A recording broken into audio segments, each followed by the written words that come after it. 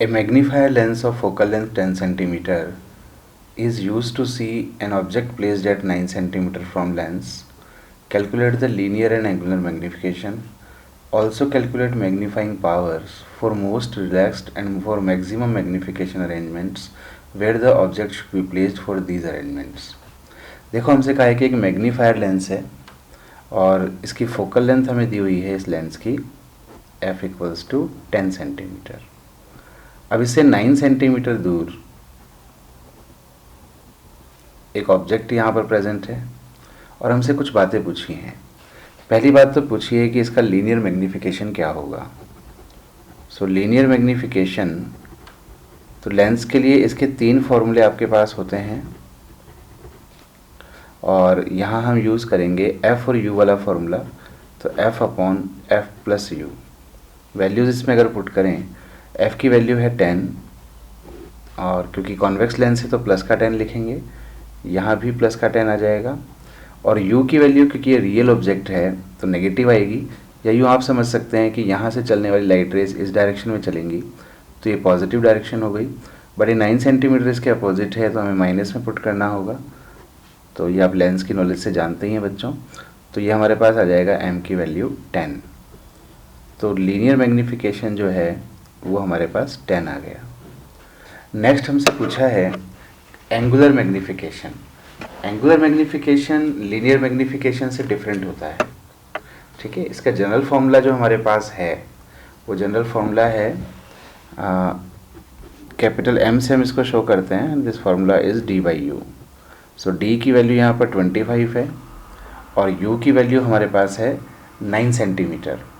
तो ये सॉल्व हो जाएगा 25 upon 9, so it will become 2.77। और एंगुलर मैग्नीफिकेशन को कई बार इस तरह का एक क्रॉस लगाकर शो किया जाता है। एक्चुअली क्रॉस नहीं बल्कि मल्टीपल का साइन है कि इसने एंगल को 2.77 टाइम्स बढ़ा दिया है। So this is angular magnification. Next हमें कैलकुलेट करना है also calculate magnifying powers for most relaxed and maximum magnification arrangements.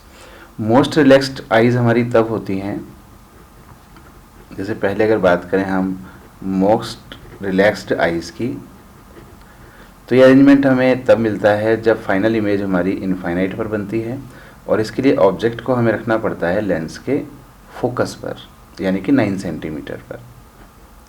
10 centimetre इसकी फोकल लेंथ है तो 10 सेंटीमीटर पर हमें इसको रखना पड़ेगा। अब इस केस में मैग्नीफिकेशन जो हो जाएगा, अगर मैं उसको कैलकुलेट करूं तो इसको हम m इनफाइनाइट से शो करते हैं और इसका फार्मूला हमने डायरेक्ट याद किया हुआ है। और वैसे भी हम d/u में u की जगह f पुट कर दें तो ये फार्मूला हमें मिल जाता है।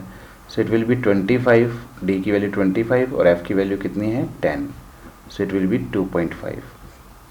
तो इस केस में 2.5 का एंगुलर मैग्नीफिकेशन हमें मिल जाएगा।